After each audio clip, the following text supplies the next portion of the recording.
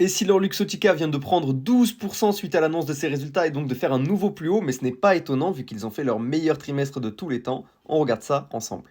À savoir pour commencer que Essilor Luxottica, c'est top 1 lunetier mondial. Ils ont Oakley, ils ont Ray-Ban, ils ont Mbappé en égérie et ils ont un partenariat avec Meta. Avant de passer aux résultats, si tu cherches un point d'entrée sur Essilor Luxottica, j'ai publié un graphique dans le Discord qui se situe juste ici dans ma bio. Tu cliques sur le Linktree et tu as le Discord. Maintenant, les résultats.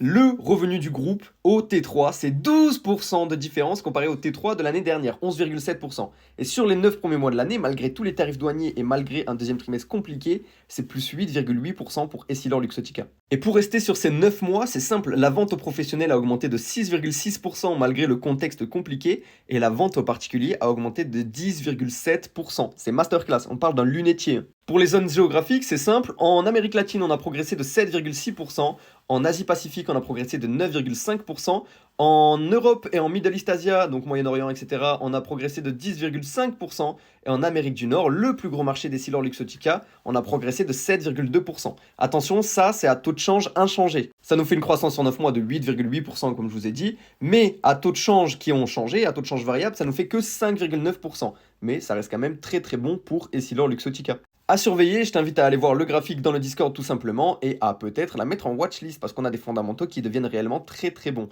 À voir s'ils sont capables de garder une croissance comme ça, même si on sait que les lunettes connectées y sont pour beaucoup.